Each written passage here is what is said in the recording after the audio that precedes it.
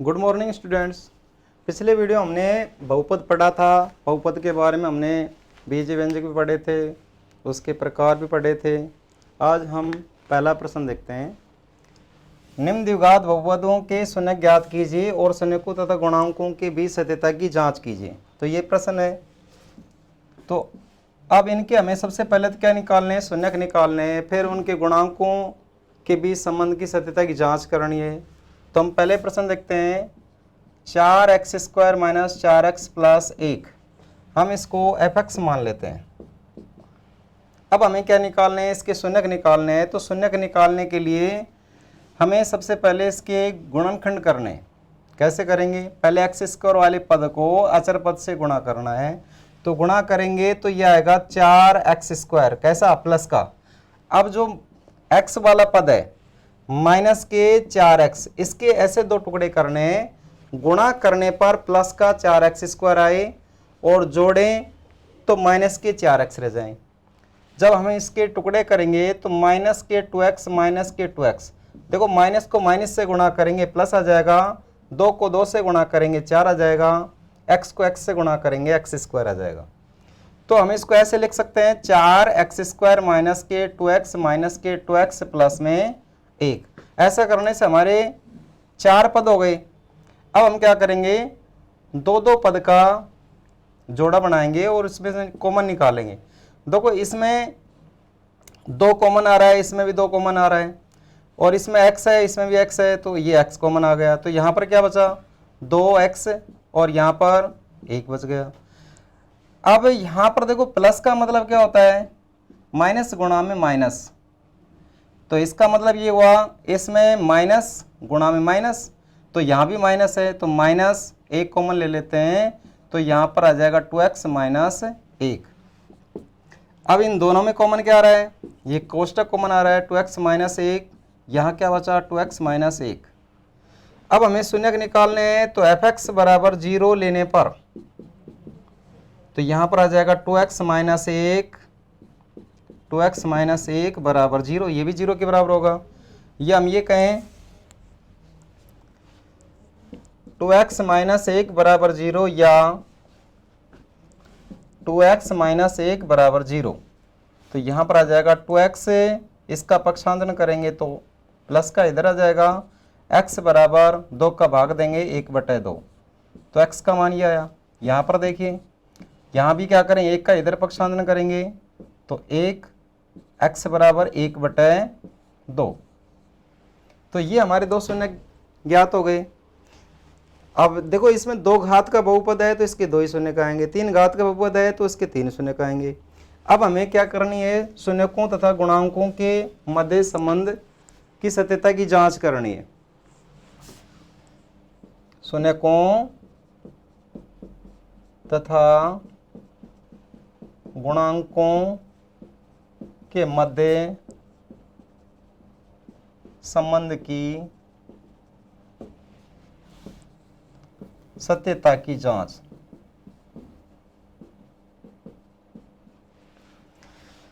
देखो शून्यकों का योग, शून्यकों का योग, तो शून्यकों का योग का सूत्र हमारा -b/a। पहला शून्यक हमारा है 1/2, दूसरा भी 1/2, और b का मान यहाँ पर कितना है, देखो b का मान यानी x का गुणांक यहाँ पर कितना है, देखो माइनस में है, और b का मान भी माइनस है, तो माइनस के कितने हैं 4 बटे में a का मान कितना है 4। अब इसका मान देखो, माइनस को माइनस से गुणा करेंगे प्लस 4/4, यानी इसका मान कितना आया 1। यहाँ पर देखते हैं एलसीएम लिया, एलसीएम कितना आया 2, 2 का भाग 2 में देंगे 1 बार जाएगा, 1 को 1 से गुणा किया 1, 2 का भाग 2 में देंगे 1 बार जाएगा, 1 को 1 से गुणा किया 1, तो यहाँ आया 2/2 और यहाँ पर 1, ये इससे कट जाएगा, तो 1 बराबर 1। ये हमारी सत्यता की जांच हो गई। ऐसे हम शून्यकों के गुणनफल की जांच करेंगे।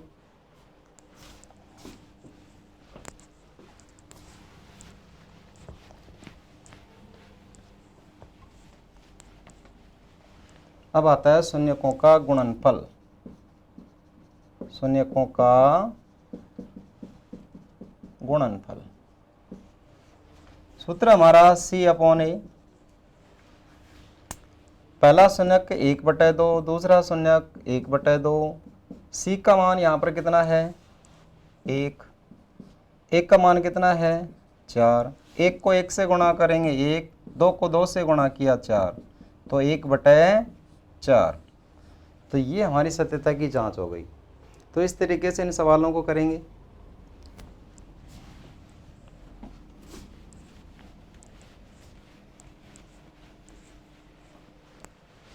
एक प्रश्न और लेते हैं। ये पहला सवाल लेते हैं, 4x² प्लस में 8x। हम सबसे पहले क्या करते हैं, इसको fx के बराबर मान लेते हैं। fx बराबर 4x² प्लस में 8x। अब हमें क्या करना है, इसके गुणनखंड करने हैं, फिर शून्यक निकालने हैं। शून्यक निकालने के बाद शून्यकों तथा गुणांकों के मध्य संबंध की सत्यता की जांच करनी है। तो हम इसको ऐसे लिख सकते हैं, देखो इसमें कॉमन क्या आ रहा है, यहाँ पर 4 और x कॉमन आ गया, तो यहाँ पर क्या बच गया x प्लस में 2। अब हमें तो क्या निकालने हैं, शून्यक निकालने हैं। तो x बराबर 0, fx बराबर 0 लेने पर तो यहाँ पर आ जाएगा 4x x प्लस 2 बराबर 0, या हम इसको ऐसे कह दें 4x बराबर 0 या x प्लस 2 बराबर 0। तो यहाँ x का मान कितना आएगा 0/4, तो x का मान आ जाएगा 0। x बराबर 2 का इधर पक्षांतरण करेंगे तो -2। तो इस तरीके से हम शून्य ज्ञात करेंगे। शून्य ज्ञात करने के बाद में इनके गुणांकों के बीच संबंध की सत्यता की जांच करेंगे। तो ये कर लेंगे, बहुत आसान है। अब आता है क्वेश्चन नंबर 2। क्वेश्चन नंबर 2 में है, यदि आपको शून्यकों का योग तथा गुणनफल दिया हुआ हो तब हम बहुपद कैसे निकालेंगे। मान लीजिए शून्यकों का योग आपको दे दिया जाए, शून्यकों का योग -3 तथा गुणनफल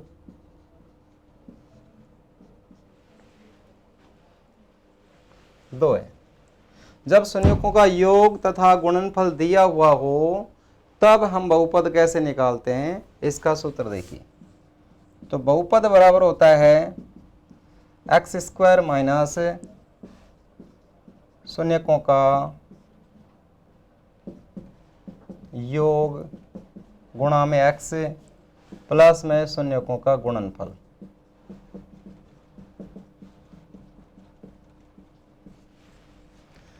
तो x² शून्यकों का योग है, यहाँ पर -3 कोष्टक में रखेंगे, गुणा में क्या है x है, प्लस में शून्यकों का गुणनफल। तो शून्य का गुणनफल कितना है यहाँ पर 2 है। अब इसको सोल्व करते हैं। x² माइनस को माइनस से गुणा करेंगे प्लस 3x प्लस में 2, तो ये हमारा बहुपद आ गया। जब शून्यकों का योग तथा गुणनफल दिया हुआ हो तब हम बहुपद ऐसे निकालते हैं। अब आता है क्वेश्चन नंबर 3।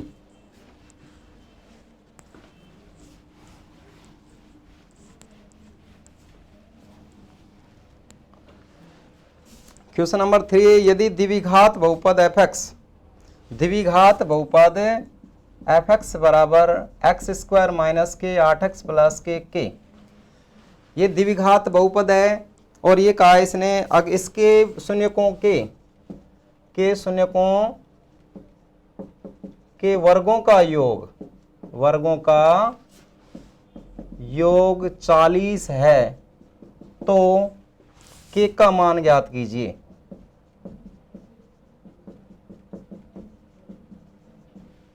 ये बहुपद है, बहुपद fx x² minus 8x plus के शून्यकों के वर्गों का योग 40 है, तो k का क्या मान होगा। यहाँ पर है बहुपद fx बराबर है x² माइनस के 8x प्लस के। यहाँ पर देखें a बराबर यहाँ पर कितना है, x² का गुणांक यहाँ पर कितना है 1, x का गुणांक यहाँ पर कितना है -8, अचर पद यहाँ पर कितना है k। यहाँ पर कहा है इसने शून्यकों के वर्गों का योग, दिया हुआ क्या है, दिया हुआ है शून्यकों के वर्गों का योग। हम ये मान लेते हैं, माना कि f(x), माना बहुपद f(x) के दो शून्यक अल्फा व बीटा है, तब अल्फा प्लस बीटा यानी शून्यकों का योग, सूत्र हमारा है -b/a। तो b का मान यहां पर कितना है, -8, a का मान यहां पर कितना है, 1। तो अल्फा प्लस बीटा बराबर क्या आया, माइनस को माइनस से गुणा करेंगे प्लस, 8 में 1 का भाग देंगे तो 8, तथा शून्यकों का गुणनफल अल्फा बीटा बराबर c/a। अल्फा बीटा बराबर c का मान यहां पर क्या है, k है, तो k/1 यानी कि अल्फा बीटा बराबर आया k। अब यहां पर दिया हुआ क्या है, दिया हुआ है शून्यकों के वर्गों का योग, यानी पहला शून्यक आपका अल्फा था, अल्फा का वर्ग प्लस बीटा का वर्ग बराबर 40, ये दिया हुआ है। अब हमें k का मान निकालना है। हमें क्या करना है, अल्फा प्लस बीटा का होल वर्ग बनाना है। अब ये कैसे बनाएं, a प्लस बी का होल वर्ग का सूत्र है a² प्लस में 2ab प्लस में b², या हम इसको ऐसे लिख दें a² प्लस b² प्लस में 2ab। ऐसे ही अगर हम इसका वर्ग बनाएं, अल्फा प्लस बीटा का होल वर्ग बनाएं, तो हमें इसमें क्या करना पड़ेगा, 2ab यानी कि 2 अल्फा बीटा जोड़ना पड़ेगा। तो हम ऐसा ही करते हैं, दोनों पक्षों में हम क्या करते हैं, दोनों पक्षों में 2 अल्फा बीटा जोड़ने पर जोड़ेंगे तो α² प्लस में β² प्लस में 2 अल्फा बीटा बराबर 40 प्लस में 2 अल्फा बीटा। ये हो जाएगा अल्फा प्लस बीटा का होल वर्ग 40 प्लस में 2 गुणा में अल्फा बीटा लिख सकते हैं हम। यहाँ अल्फा प्लस बीटा का मान है 8, तो यह आ जाएगा 8 का वर्ग बराबर 40 प्लस में 2 गुणा में k। 8 का वर्ग 64 बराबर में 40 प्लस में 2k। या हम इसको ऐसे लिख दें, या 40 प्लस में 2k बराबर में 64, या 2k बराबर में 64 माइनस में 40, 40 का इधर पक्षांतर कर दिया तो k का मान आया 24। 64 में से 40 गए तो 24, तो k का मान कितना आया, 24 में 2 का भाग देंगे 12। तो ऐसे हम k का मान निकालेंगे। दोबारा देखिए, ये बहुपद है, बहुपद के शून्यकों के वर्गों का योग 40 है, तो हमें k का मान ज्ञात करना है। ये बहुपद है f(x) बराबर x² माइनस 8x प्लस में k। यहाँ पर हमने a का मान निकाल लिया, b का मान निकाले, x का गुणांक, c अचर है। अब हम ये मान लेते हैं, माना कि जो बहुपद f(x) है इसके दो शून्यक अल्फा और बीटा है, तो अल्फा प्लस बीटा शून्यकों का योग बराबर -b/a, alpha plus beta minus b का मान रख दिया -8 बटे में a का मान रख दिया 1, माइनस को माइनस से गुणा करेंगे प्लस आ जाएगा, अल्फा प्लस बीटा बराबर 8। अब दिया देखो, इसके बाद शून्यकों का गुणनफल अल्फा गुणा में बीटा c/a, c का मान यहाँ पर k है, a का मान 1 है, तो अल्फा बीटा बराबर k। अब दिया हुआ क्या है, शून्यकों के वर्गों का योग α² प्लस में β² बराबर 40। दोनों पक्षों में हम क्या करेंगे, 2 अल्फा बीटा जोड़ेंगे। दोनों पक्षों में 2 अल्फा बीटा जोड़ने पर α² प्लस में β² प्लस में 2 अल्फा बीटा बराबर 40 प्लस में 2 अल्फा बीटा, तो ये बन जाएगा अल्फा प्लस बीटा का होल वर्ग यहाँ आएगा 40 प्लस में हम इसको ऐसे लिख देंगे 2 गुणा में alpha beta. Alpha plus beta का मान रख दिया 8, इसका वर्ग है 8 का वर्ग, 40 प्लस में 2 गुणा में के, यानी अल्फा बीटा का मान कितना है के। तो 64, 8 का वर्ग 64, 40 प्लस में 2k, या हम इसको पहले लिख दें 40 प्लस में 2k बराबर 64। 2k बराबर 64 में से इस 40 का इधर करेंगे पक्षांतरण तो माइनस का आ जाएगा, 64 में से 40 जाएगा 24। अब 24 में 2 का भाग देंगे तो k का मान ज्ञात हो जाएगा। तो इस तरीके से हम निकालेंगे। ये हमारी प्रश्नावली होती है खत्म। प्रश्नावली 3.1। अब आती है हमारी प्रश्नावली 3.2।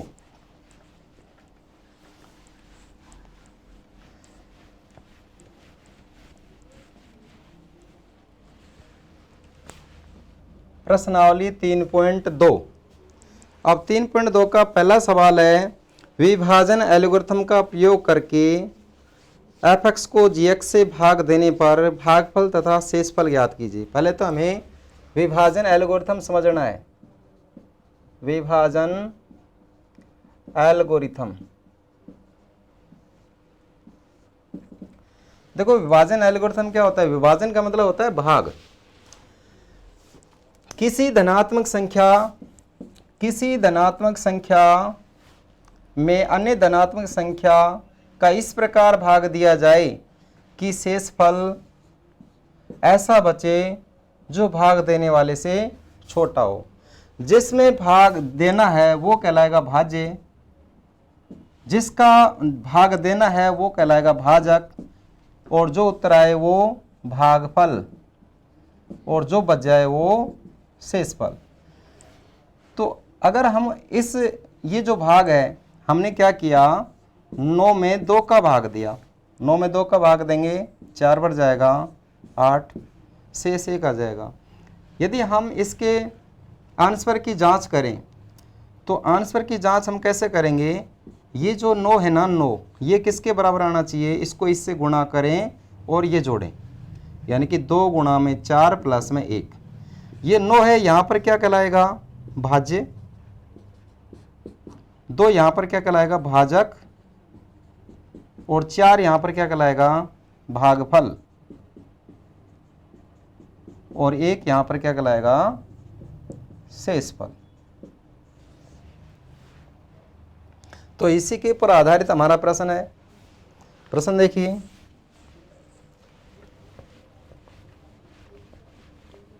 या आप ऐसे समझिए कि भाई हमने f(x) में भाग देना है g(x) का, आंसर हमारा q(x) आता है, शेष हमारा r(x) आता है। तो f(x) बराबर होगा भाजक गुणा में भागफल प्लस में शेषफल।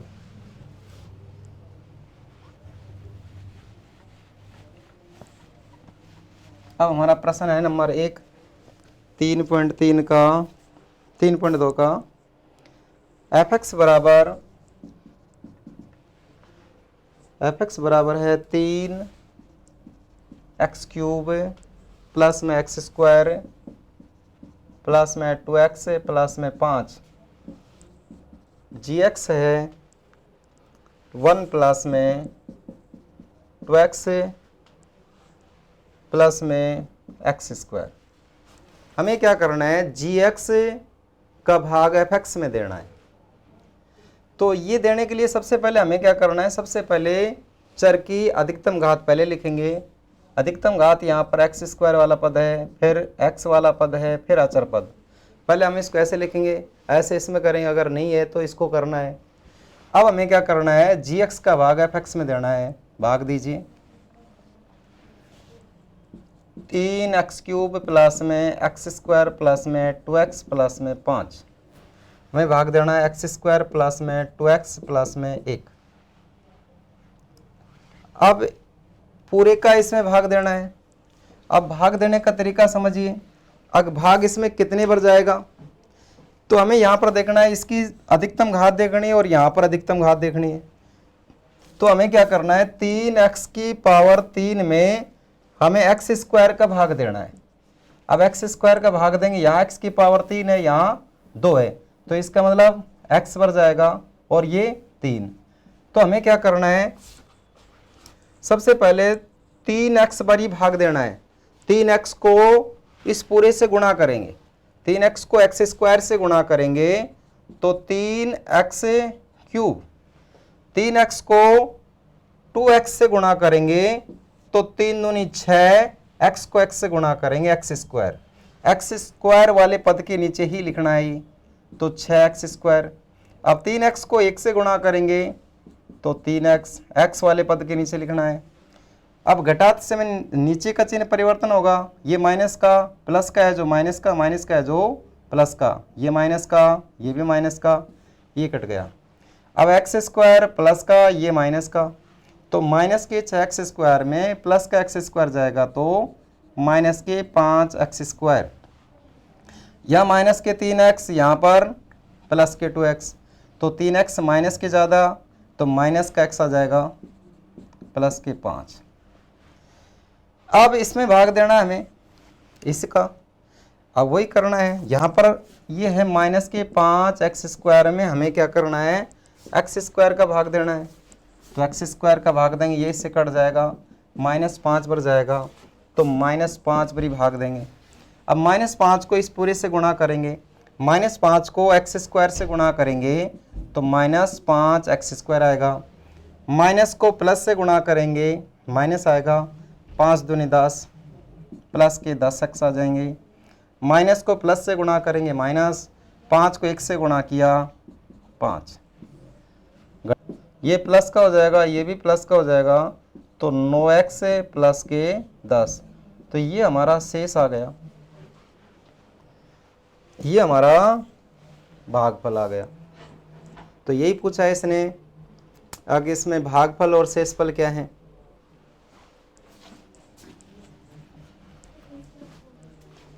अभी 20 मिनट